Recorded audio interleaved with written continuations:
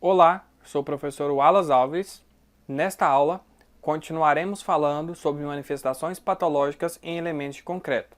As patologias analisadas nesta aula serão desagregação, segregação e as manchas. A desagregação é um fenômeno que pode ser observado na maioria das vezes em conjunto com o processo de fissuração.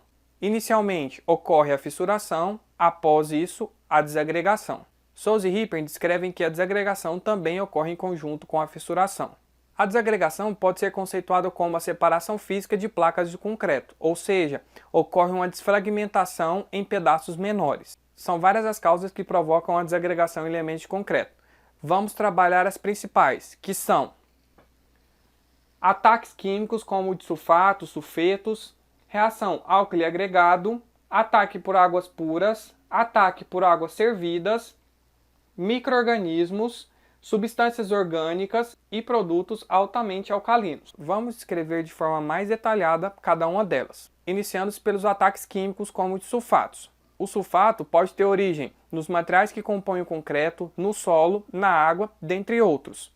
Esse ataque ocorre devido ao sulfato possuir uma ação expansiva, o que provoca processo de fissuração e posteriormente desagregação. Para reduzir o ataque por sulfatos, pode-se aumentar a resistência do concreto, fazendo-se a redução da água-cimento, o emprego de semente resistente a sulfatos e também a aplicação de silicativa e volantes como aditivos no concreto. Esta imagem mostra o processo de desagregação por ataque de sulfatos. Na imagem é possível notar a desfragmentação do concreto, ou seja, o seu particionamento devido ao ataque de sulfatos.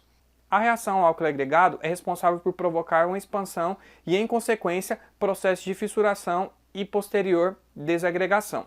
É conhecido que algumas formas da silicativa reagem com outros produtos, provocando assim essa expansão. Essa expansão irá promover o processo de fissuração com posterior desagregação. O processo de expansão, provocado pela reação da silicativa com outros elementos, gera a formação de um gel. Esse gel envolve os agregados e com isso ocorre o processo de fissuração e posterior desagregação. Nesse processo de desagregação por reação álquile agregado, ocorre a formação de um mapa de fissuras, ou seja, fissuras mapeadas na superfície do elemento atingido. E geralmente ele é acompanhado com a umidade característica, entre 50% a 70%. Nessas imagens é possível verificar a desagregação por reação álquile agregado, então eu tenho fissuras mapeadas, provocando a desagregação com a presença de umidade característica. Mesmo em dias quentes, com temperaturas elevadas, esta umidade característica estará presente dentro das fissuras. O ataque de águas puras ocorre devido à presença de várias substâncias dissolvidas na água, principalmente devido à chuva ácida, que acaba danificando os elementos de concreto, principalmente por conta da poluição. Geralmente, a desagregação que ocorre por ataque de águas puras está vinculada também a outra patologia conhecida como eflorescência, que é a formação de sais devido à penetração de água. Então, é importante tratar a patologia de desagregação para evitar o surgimento de novas manifestações patológicas. Nesta imagem, é possível verificar uma estrutura de concreto armado antes do ataque de águas puras, como, por exemplo, pela chuva ácida, e após o ataque de águas puras pela chuva ácida. Já a desagregação por ataque de águas servidas ocorre devido à presença de águas que já foram utilizadas pelo consumo humano ou industrial. Essas águas possuem várias substâncias dissolvidas e acabam levando a reações químicas que promovem processos de fissuração e desagregação nos elementos de concreto. O concreto empregado em tubulações para coleta e transporte do esgoto, ele precisa ser adequado a essa aplicação para que não ocorra a desagregação por ataque de águas servidas. A desagregação por ataque de água do mar ocorre devido à grande concentração de sal nesta água. Portanto, o sal presente na água reage com os elementos presentes no concreto, promovendo o processo de fissuração e posterior desagregação. Os concretos localizados à beira-mar e aqueles que sofrem ciclos de molhagem e secagem com intensidade estão mais suscetíveis ao surgimento de desagregações. Portanto, há necessidade de se prevenir que essa patologia ocorra. Esse processo de prevenção ocorre durante a fase de projeto. Nessas imagens temos dois exemplos de desagregações ocorridas por ataque de água do mar. Na primeira imagem, nota-se a desagregação com a exposição das armaduras com processo corrosivo e na segunda imagem nota-se o processo de desagregação também com processo de corrosão, devido à presença de oxigênio e água. A desagregação por ataques de micro-organismos ocorre devido à interação dos micro-organismos com os elementos de concreto e também devido às substâncias excretadas durante os processos biológicos. Duas causas menos comuns de desagregações são a concentração de tensões nos apoios, ou seja, devido à sobrecarga. Esta imagem mostra a concentração de tensões e a desagregação que ocorreu dos elementos de viga.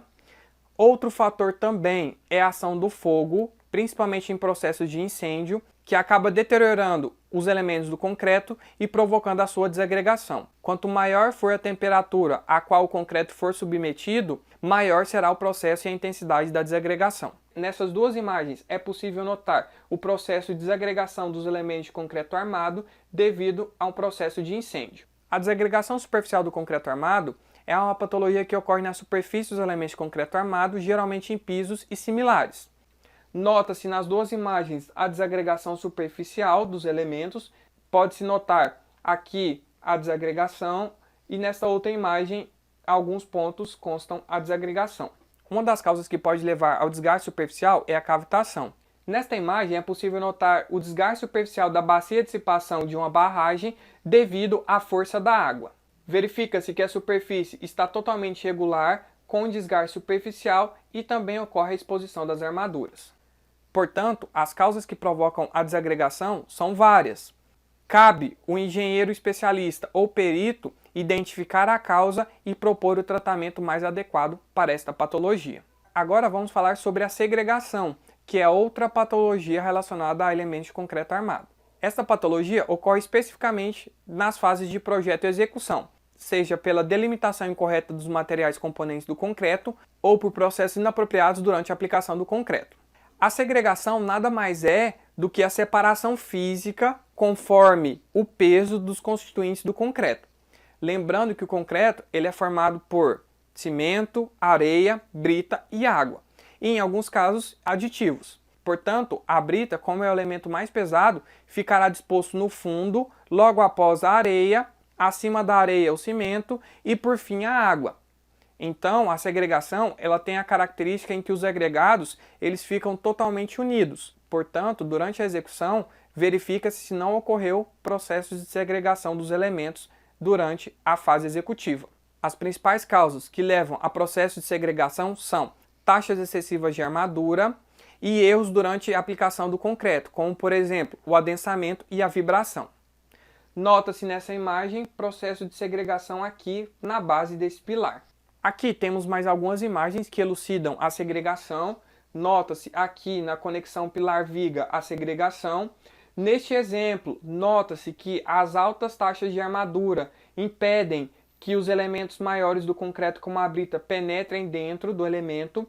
Então, as britas ficam dispostas aqui na superfície e só os elementos menores conseguem passar. Na terceira imagem também é possível notar pontos de segregação neste pilar. E para finalizar esta aula, vamos falar sobre as manchas. As manchas são patologias características que deixam o aspecto visual do elemento de concreto armado menos harmonioso. Várias são as causas que provocam manchas nos elementos de concreto, como, por exemplo, os micro-organismos, as eflorescências, o uso incorreto, dentre outras.